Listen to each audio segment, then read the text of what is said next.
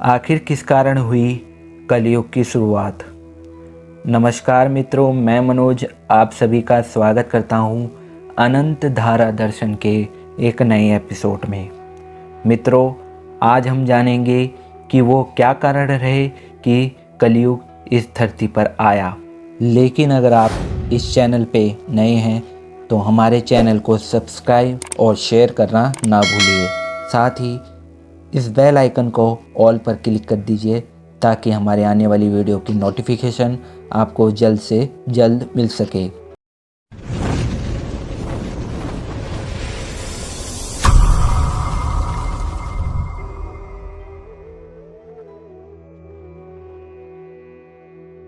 मित्रों, हिंदू धर्म के अनुसार युगों को 4 अवधि में बांटा गया है, जिसमें प्रथम सतयुग, दूसरा त्रेता, तीसरा द्वापर और चौथा कलयुग बताया गया है।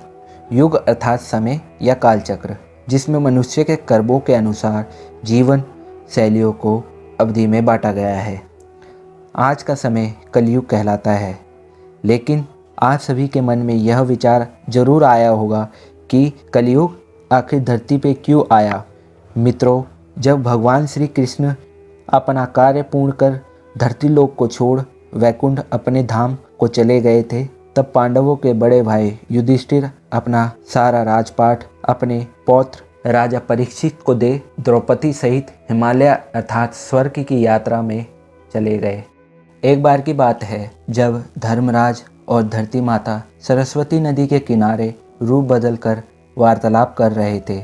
धर्म के रूप में बैल और धरती माता के रूप में गाय थी। धरती माता धर्म से बोलती है, हे धर्मराज, जब तक भगवान श्री कृष्ण के चरण कमल मुझ धरती पर थे तब तक पाप और अत्याचार का मुझ पर कोई स्थान नहीं था। लेकिन भगवान जब वैकुंठ में गए हैं तब से मुझ पर पाप और अत्याचार बढ़ता जा रहा है। इतना कहते ही वहाँ पर कलयुग काला मनुष्य स्वरूप ले धरती रूपी गाय और धर्म रूपी बैल को डंडे से मारने लगता है। धर्म रूपी बैल के 3 पैर तोड़ कलयुग प्रताड़ित करने लगता है। तभी वहाँ से गुजरते हुए राजा परीक्षित उनको देख लेते हैं। वह कलयुग पर क्रोधित होते हैं और उन्हें दंड देने के लिए आगे बढ़ते हैं। वह कलयुग से कहते हैं, हे दुष्ट, तूने इन बेजुबान पशुओं को मारने की चेष्टा की है। तू कौन है? तुझे इसका दंड अवश्य मिलेगा। इतना कहते ही राजा परीक्षित अपना बाण कलयुग की ओर साध देते हैं। इतने में कली घबराकर राजा के चरणों में गिर जाता है। राजा परीक्षित धर्म रूपी बैल और धरती रूपी गाय को पहचान लेते हैं। राजा धर्मराज से कहते हैं, हे वृषभ, आप धर्म के नियमों को भली भांति जानते हैं, इसलिए आप किसी के विषय में गलत नहीं कहकर अपने ऊपर अत्याचार करने वाले का नाम नहीं बता रहे हैं। आपके 3 पैर जो टूटे हैं वो युगों को दर्शाते हैं। इतने में कलयुग राजा परीक्षित से समय याचना करने लगता है। राजा परीक्षित कलयुग से कहते हैं, तू मेरी शरण में आया है, इसलिए तुझे मारना उचित नहीं है।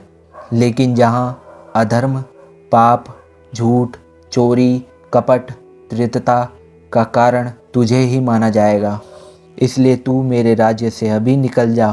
कलयुग कहता है, हे राजन, विश्व में ऐसा कोई स्थान नहीं है जहाँ पर आपका आधिपत्य ना हो। कृपया करके मुझे स्थान देने की चेष्टा करें।